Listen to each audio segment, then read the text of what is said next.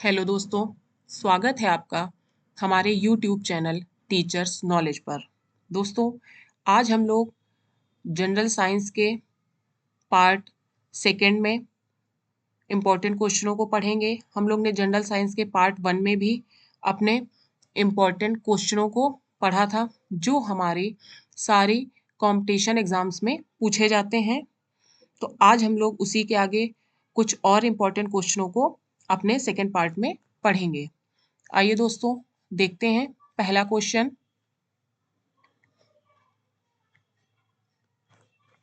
केंद्रक किन गुणसूत्र के बने होते हैं? तो दोस्तों, केंद्रक डीएनए तथा आरएनए के बने होते हैं। किन गुणसूत्रों के? डीएनए और आरएनए के। डीएनए क्या है? Deoxy ribo nucleic acid. ये किन में पाया जाता है? यह कोशिका के अंदर केंद्रक, माइटोकॉन्ड्रिया और क्लोरोप्लास्ट में पाया जाता है। डीएनए क्रोमोसोम्स के अंदर भी डीएनए पाए जाते हैं। डीएनए के अंदर जीन्स पाया जाता है। ये जीन्स माता पिता के गुण में पाए जाते हैं। जीन्स ही आनुवंशिकता का आधार होते हैं। और जो ये हमारा डीएनए है, ये इसकी जो श्रृंखला को पॉली न्यूक्लियोटाइड कहते हैं। डीएनए को हर गोविंद खुराना ने सर्वप्रथम प्रयोगशाला में देखा था। डीएनए की संरचना कैसी होती है दोस्तों? डीएनए की संरचना डबल स्टैंडर्ड होती है। इस मॉडल की खोज किसने की थी? डीएनए की जो डबल स्टैंडर्ड संरचना होती है, इस मॉडल की खोज वॉटसन और क्रिक ने की थी, जिसके लिए इनको 1962 ईस्वी में 1962 में नोबेल प्राइज भी दिया गया था।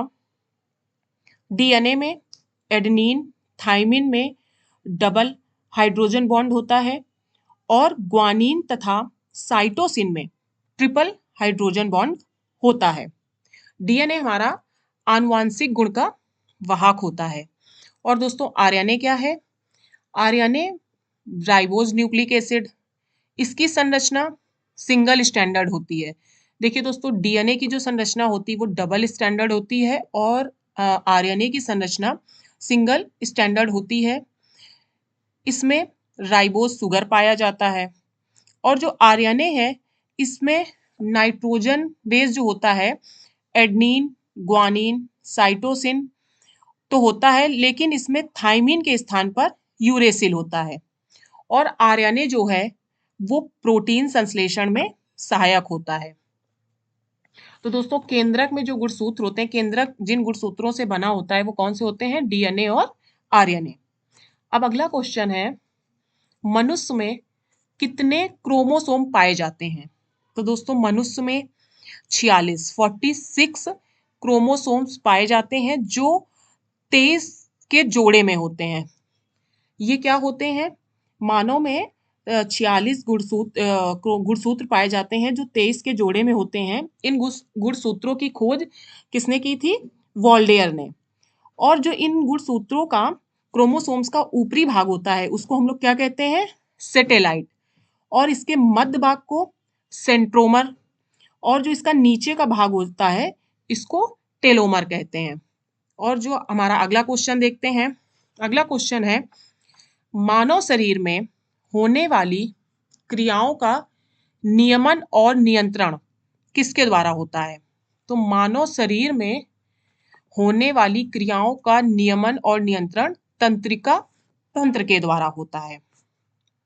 अब देखते हैं अगला क्वेश्चन, प्रोटीन का पाचन किसमें होता है? तो देखिए दोस्तों, प्रोटीन का जो पाचन है वो अमाशय में होता है। अगला क्वेश्चन है, पाचन की क्रिया किससे संबंधित होती है? तो पाचन की क्रिया मुख से संबंधित होती है। देखिए, पाचन की क्रिया मुख से संबंधित होती है और प्रोटीन का पाचन अमाशय में होता है।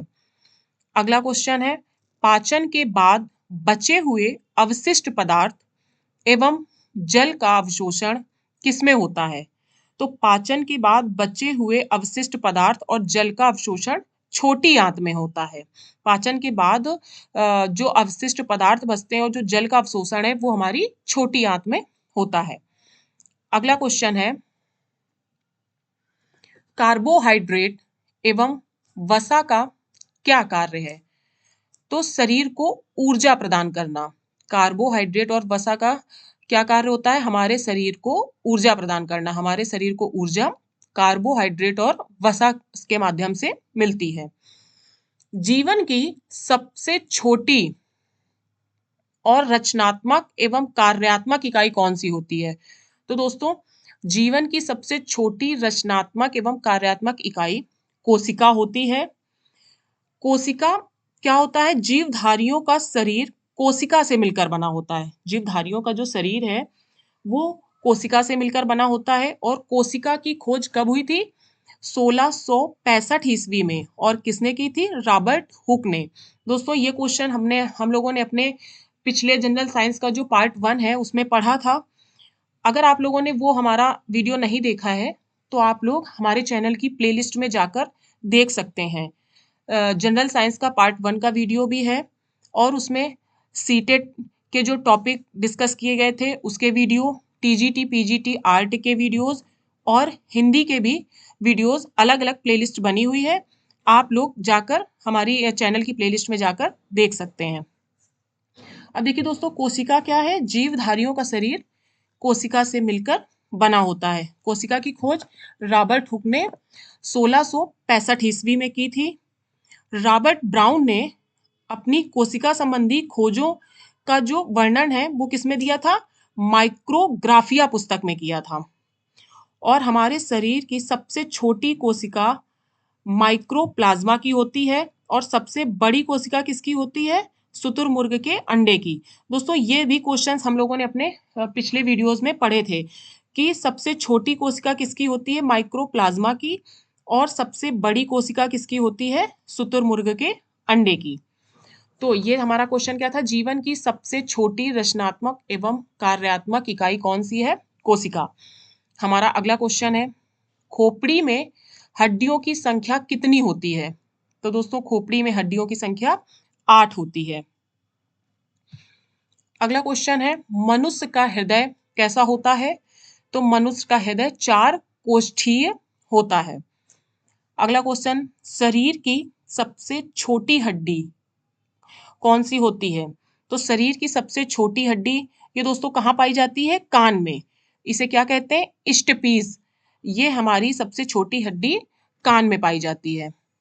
अगला क्वेश्चन है, हार्मोन्स का कार्य क्या होता है? रासायनिक क्रियाओं को नियंत्रण करना। हार्मोन्स का कार्य होता है रासायनिक क्रियाओं को नियंत्रण करना। अगला क्वेश्चन है, मास्टर ग्लैंड ग्रंथि किसे कहते हैं? तो पीयूष ग्रंथि को मास्टर ग्लैंड ग्रंथि कहा जाता है। तो आंसर क्या होगा? पीयूष ग्रंथि। मास्टर ग्लैंड ग्रंथि पीयूष ग्रंथि को कहते हैं। अगला क्वेश्चन है, इंसुलिन का स्राव किस में होता है? तो अग्न्याशय में। इंसुलिन का स्राव अग्न्याशय में होता है। अगला क्वेश्चन है, शरीर की वृद्धि एवं उपापचय की गति को कौन सा हार्मोन से नियंत्रण करते हैं?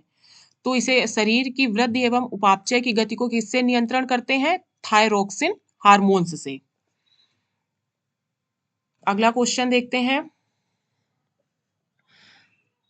ऐसा पुष्पी पौधा जिसका बीज फल में नहीं ढका रहता है वह क्या कहलाता है? ऐसा पुष्पी पौधा जिसका जो बीज होता है वो फल में नहीं ढका रहता है वो अनावृत बीजी कहलाता है। कौन सा पुष्पी पौधा होता है? अनावृत बीजी। अगला क्वेश्चन है, शाक सब्जी का अध्ययन क्या कहलाता है? साग सब्जी के अध्ययन को क्या कहते हैं? ओलरीन कल्चर। साग सब्जी के अध्ययन को ओलरीन कल्चर कहते हैं। अगला क्वेश्चन है, टमाटर का रंग पकने पर किसके कारण लाल हो जाता है? टमाटर जब पकता है तो उसका रंग जो लाल होता है वो किसके कारण होता है? लाइकोपिन के कारण। लाइकोपिन के कारण टमाटर का रंग पकने के बाद लाल हो जाता है। अगला क्वेश्चन है, संसार का सबसे बड़ा पक्षी कौन सा होता है? तो संसार का सबसे बड़ा पक्षी कौन सा है? शुतुरमुर्ग। शुतुरमुर्ग संसार का सबसे बड़ा पक्षी है। और सबसे बड़ी कोशिका हम लोग ने भी देखा था किसकी होती है? शुतुरमुर्ग के अंडे की। संसार का सबसे बड़ा पक्षी कौन सा है? शुतुरमुर्ग। और सबसे बड़ी कोशिका भी शुतुरमुर्ग के अंडे की होती है। अगला क्वेश्चन है सबसे छोटा अनावृत बीजी पादप कौन सा है? क्या है दोस्तों, देखिए क्वेश्चन, सबसे छोटा अनावृत बीजी पादप कौन सा है? तो सबसे छोटा अनावृत बीजी पादप है जैमिया पिग्मिया। हमारा अगला क्वेश्चन है केंद्रक की खोज किसने की थी? केंद्रक की खोज रॉबर्ट ब्राउन ने की थी। अब अगला क्वेश्चन देखते हैं, ऊर्जा ग्रह किसे कहते हैं? तो ऊर्जा ग्रह किसे कहा जाता है? माइटोकॉन्ड्रिया को। तो माइटोकॉन्ड्रिया को क्या कहते हैं? ऊर्जा ग्रह। अगला क्वेश्चन है डीएनए का डबल डेलिक्स मॉडल किसने दिया था? तो डीएनए का डबल डेलिक्स मॉडल वाटसन एवं क्रिक ने दिया था। अगला क्वेश्चन क्या है दोस्तों, संपूर्ण शरीर में रक्त का परिसंचरण किसमें होता है? तो शरीर में, संपूर्ण शरीर में जो रक्त का परिसंचरण होता है वो किसमें होता है? हृदय में। हृदय से ही पूरे शरीर के रक्त का परिसंचरण होता है। तो सही आंसर हमारा होगा हृदय। अगला क्वेश्चन है एक मनुष्य के शरीर में लगभग कितने लीटर रक्त रहता है? तो एक मनुष्य के शरीर में दोस्तों लगभग 5 से 6 लीटर रक्त रहता है। अगला क्वेश्चन है लाल रक्त कणिका का जीवन काल कितने दिन का होता है? लाल रक्त कणिका का जीवन काल 120 दिन का होता है। अगला और लास्ट क्वेश्चन है हमारा, शरीर का रक्त बैंक किसे कहा जाता है? तो दोस्तों शरीर का रक्त बैंक प्लीहा को कहते हैं।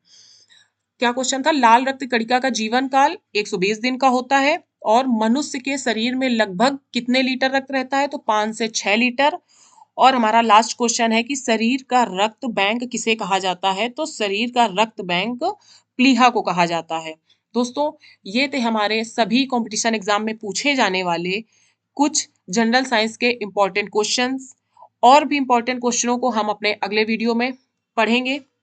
दोस्तों आप लोग हमारे वीडियोस को ज़्यादा से ज़्यादा शेयर कीजिए, सब्सक्राइब कीजिए और लाइक कीजिए। Thank you.